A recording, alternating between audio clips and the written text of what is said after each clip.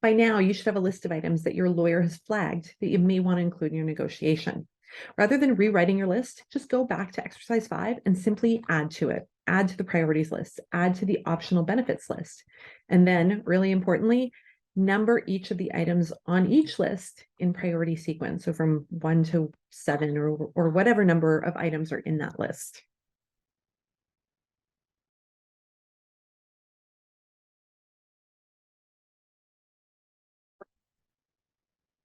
Now that you've integrated the feedback from your lawyer, you can proceed to finalize your negotiation strategy. This starts with an assessment of where the opportunities exist and where there are gaps in your knowledge. So exercise 6 asks you to summarize the offer and predict where you think it will be easy to get to yes and where you'll have work.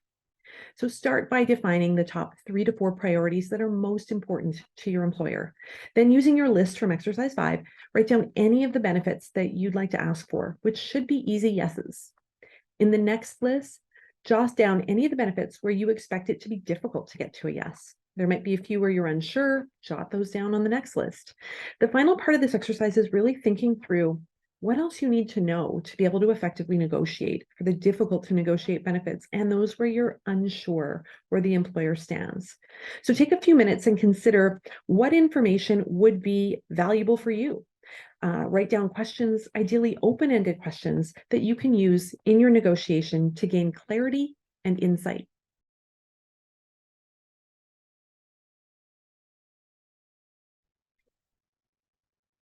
The work is done. Now all that's left is getting your thoughts into a format you can use during the negotiation to keep you on track.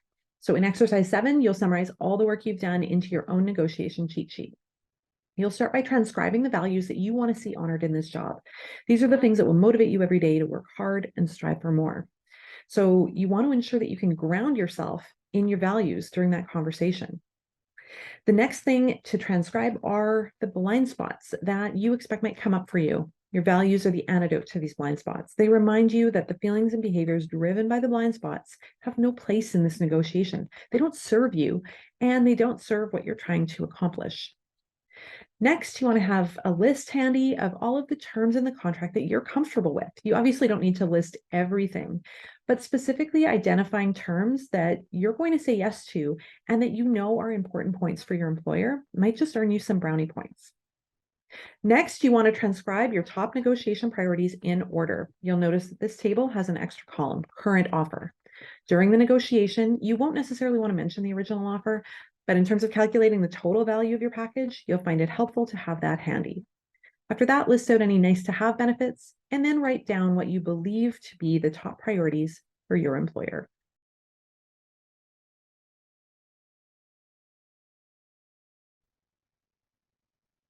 Sometimes you need help with the words that you'll use in the negotiation. The truth is, you don't negotiate for your salary every day, so the words might not come easily. That's why I've included a draft script that you can adapt to negotiate for a job. Within the script are also pieces of advice like how to manage your body language and when to use silence as your friend. You can download the document by just clicking the link below this video. There are a few things that I want to run through with you in case you don't actually need those scripts. First, let's talk about what to avoid. Negotiating your job offer isn't the most comfortable experience, and when we're uncomfortable, we tend to adopt counterproductive behaviors. For example, we might invalidate ourselves. So I want you to watch for filler words that minimize the power of your negotiation position. Words like could, just, sort of, maybe. They signal that you're unsure and not confident. Watch for changes to your voice. Does it go up an octave? Do you stumble or do you run through words? Do you apply upward inflection so that every statement sounds like a question? These are very common physical responses. The next issue to watch for is over emoting. So it's just as bad to gush as it is to respond with disgust. In a negotiation, there will be awkward silences. So practice maintaining a pleasant, neutral poker face as you wait for their response. The third mistake is being too vague. Saying that the salary isn't enough, well, that's weak. Saying that you expected the offer to be 20K more, that's confident.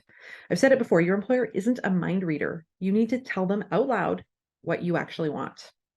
And finally, don't apologize. You're entitled to take up space and time. You're entitled to ask for what you deserve And you're entitled to continue negotiating as long as important benefits remain unresolved.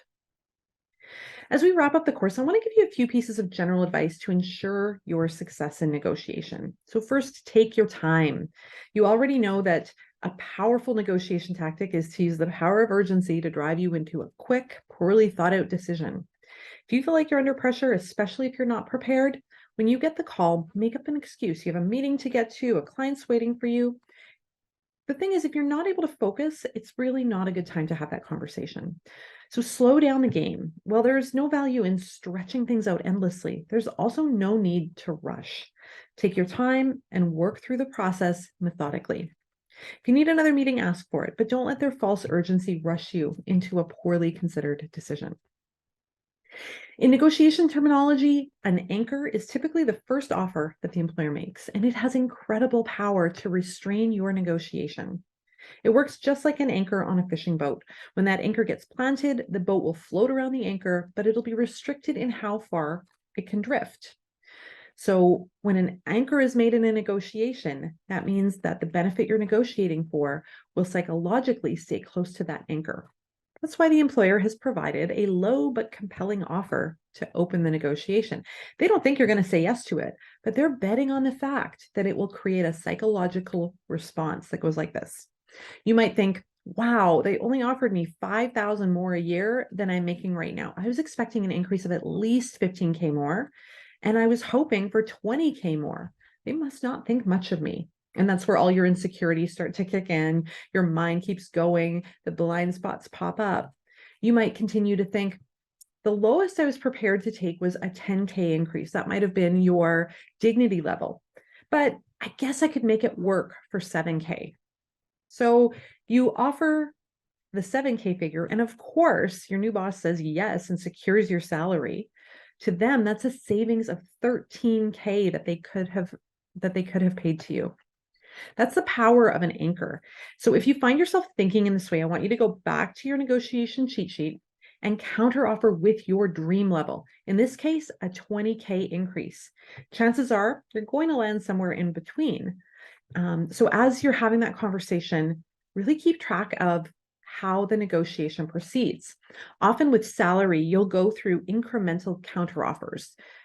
They'll offer $5,000 extra, you'll ask for 20, you'll come down, they'll come down, right? So when they counter at 10, I want you to think strategically and say, 10 won't work for me, but I could come down to $15,000 if you add in an extra week of vacation. So see what I did there is really re-anchoring. Instead of referencing what their offer was, which was a $5,000 increase, I re-anchored it by referring to my $20,000 initial offer and offering to come down from what I thought was a reasonable offer. It's sneaky, but it's an effective way of re-anchoring the conversation around your offer, not theirs. The other thing I did there that you might want to consider is pairing benefits. So they increase their offer by $5,000, you decrease yours by $5,000. It's kind of a wash, but that vacation is worth money too. So having that cheat sheet beside you and understanding the value of different benefits means that you might be able to pair things if you're offering concessions. Always try to get more than you give. Remember the conversation that happens in your head when the person anchors really, really low. So that conversation is an example of negotiating in your own head. You only get one chance to negotiate your job, and so you need to do it out loud. When you prepare for negotiation, you'll know what you want to get out of it. So respect yourself enough to put your ideal terms on the table. Start with your generous deal, with that dream level. So too often we make decisions about what we think the other person might be receptive to based on ideas floating through our minds. And those ideas are often clouded by our blind spots, by the myths that we hold true. So this is a recipe for giving away far too many concessions in negotiation. You don't actually know what they're willing and able to pay or the benefits that are easy for them to say yes to. So get out of their pockets, verbalize what you're hoping for, and see which terms they're fine with, then negotiate on the rest. Just promise me you will not negotiate in your own head. Now, if you think that this might be a risk for you, make sure you spend some time managing your mindset and cultivating the mindset that you need for the negotiation. The next video will help you with that. Now, if your employer asks you for your lowest salary offer, I want you to smile, pause, and then say, gee, if I told you that, we wouldn't be negotiating. If you're somebody who's comfortable with being a little cheeky, you might actually ask them what their upper limit is with a little smile. Here's the thing, when you disclose your dignity level, you've given away the most important piece of information that you hold. At that point, the other person knows that they just need to stay persistent and they'll get there eventually. So never tell them where you'd be willing to settle. That's exactly where they'll go. You need to make them work for any concessions that you make. It's important in a negotiation to maintain an approach that's gracious but firm. Be clear about your boundaries, but also remain open and also optimistic that you'll be able to come to a mutually agreeable contract. Avoid backing yourself into corners. Try not to use the word never. In tough moments, you can reaffirm that you're confident, you know you're going to land on a deal that works for both of you. If you get stuck on something, suggest you move on and talk about one of the other outstanding items, or circle back. Take a few minutes to run through the items that you've already agreed to. Remind them that you've already come this far and that you're really close to a deal. One of the best pieces of advice I can give you is just be yourself. Be gracious, be kind, and be honest about what your priorities are. Use your empathy, draw on your values, be firm about what matters, and be the person that you'll be in the workplace every day. And finally, follow up. After your negotiation conversation, take some time to make some notes, reminding yourself exactly of what you agreed to and what is outstanding. If you ask them to go back and see if they could approve a particular benefit, you need to know exactly what you asked for and how much of it.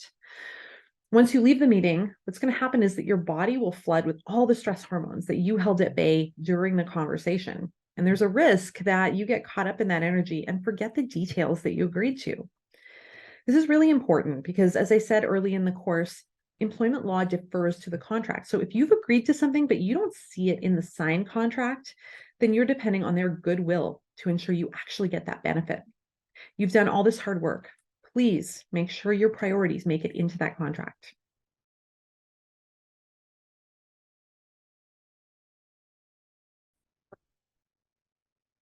Anxiety and fear is a completely normal response to negotiating your job. If you identify that you're susceptible to any particular blind spots, if you hold on to some of the myths that I debunked, if you struggle with self-worth or confidence generally, then this video and the accompanying resource is perfect for you. Feel free to come back to it as often as you need to in advance of and in between negotiation conversations. Cultivating a confident mindset takes deliberate effort, but it really does pay off. Your ability to confidently enter the negotiation, take up space, manage the pace and tone of negotiation, and ask for what you want. These things really depend on you getting out of your head and into the game. So whenever you experience a wave of imposter syndrome or anxiety related to your negotiation, come back to this exercise. I'll provide an overview here in the video, but the resource below contains a step-by-step process you can work through to get your thoughts and feelings under control and into a positive and confident space. It's important that we start this process with your thoughts and feelings because they are the foundation for your actions. If your thoughts and feelings are being sabotaged by your blind spots, you run the risk of negotiating in your own head and minimizing the opportunities that exist for you in that negotiated deal. So begin by asking yourself, what am I feeling? With job negotiation, you might feel scared, insecure, inadequate, anxious, embarrassed, resentful, shameful. The list goes on and on.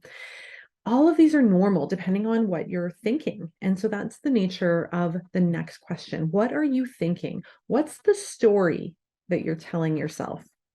Do you think they'll reject you if they ask for more, if you ask for more? Will they respect you or like you less? Will they laugh at you? Will they move on to the next candidate? Will they see through you, know you're a fraud? These are really important things to explore. What are the feelings and then what are the thoughts behind them? Now, how are those thoughts serving you?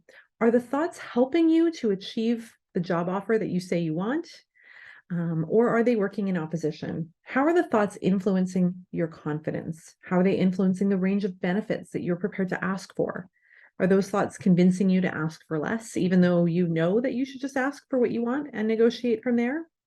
Who are these thoughts serving? And then finally, you'll look at where are they really coming from? In most cases, these thoughts have absolutely nothing to do with the current situation. If you journal long enough, you might recall a story from childhood that shaped the exact thought that's plaguing you right now. How do these thoughts and feelings tie into your money stories? And are they really valid for this situation? Do you have enough evidence to support that thought? Or is it all coming from socialized insecurity and blind spots? So once you've had the opportunity to dissect the origins of your thoughts, then it's helpful to really create and cultivate new, powerful thoughts that can ground you during your negotiation. So, for example, you might think the more money I make, the more good I can do in the world. This one's particularly great if you're susceptible to generosity. Rather than leaving all of the wealth and opportunity with the organization, use this thought to remind yourself that when you have more money, you'll be able to direct it to the charitable organizations and businesses that really align to your values. Or this one, I owe it to myself to negotiate effectively. Plus, my new boss expects it. How much time, effort, and money have you invested in growing your skills and competencies to be the one candidate that the employer wants to hire? You've just come through an exhaustive interview process. You had to speak boldly about your experiences. You took credit for things that you might normally have said were group efforts. Don't stop now. The employer expects to hire the amazing person you presented in the interview. So carry that pride in your work forward and negotiate based on the smart and powerful person you presented in the interview. Besides, the employer totally expects you to negotiate. It's called salary negotiation, not salary concession. Every employer is going to offer you the lowest amount they think you might say yes to, but you're their top candidate. And this is the moment in time where you hold the greatest amount of leverage. They want you. Use that leverage. If you're a people pleaser, or if you struggle with too much gratitude, this is a really good reminder, because if you don't negotiate, you're setting yourself up to be a pushover once you're in the role. You cultivate respect by demonstrating your own respect for yourself. Through negotiation, I build a reputation of being collaborative. This is a reminder that negotiation is an opportunity to build a mutually beneficial relationship where you and your new employer work in collaboration to meet each other's needs. This is powerful when you're blindsided by faith or humility and you need an extra reason to negotiate. Negotiating your job offer demonstrates your confidence in working through uncomfortable conversations and in achieving consensus and a positive outcome in the end. And what employer wouldn't want that in their employee? Now, these are just a few things that I use regularly with my clients, but I encourage you to create your own powerful but believable thought and write it maybe at the very top of your negotiation cheat sheet so that it's in view when you need it the most. In addition to clearing out the negative self-talk that can be debilitating during negotiation, there are plenty of other things you can do to create optimal conditions for you to feel great and be successful. The resource I provided offers many different suggestions, including ways that you can build up positive emotions in advance of your negotiation and ensure that your physical health is supported. There's nothing worse than going into a tough conversation on 2 hours of sleep when you haven't eaten and you've been chained to your desk for days. Be deliberate about how you prepare yourself for that hard conversation. Get the circle of people who are your biggest cheerleaders on standby. Schedule a 10-minute pep talk with a friend the morning before you're scheduled to negotiate. And if nothing else, protect the time both before and after the negotiation. Even if all you did was take 30 minutes beforehand to take a few deep breaths, review your notes, and have a little dance party in your office, listening to music that peps you up, it will make a difference. Also, give yourself the grace of the 30 minutes after the conversation. As I've said before, your energy will likely be all over the place. Don't rush into the next meeting. Take 30 minutes to reflect on the conversation, make notes about what you need to follow up on, and congratulate yourself for doing something really challenging. I want you to take the time to celebrate yourself.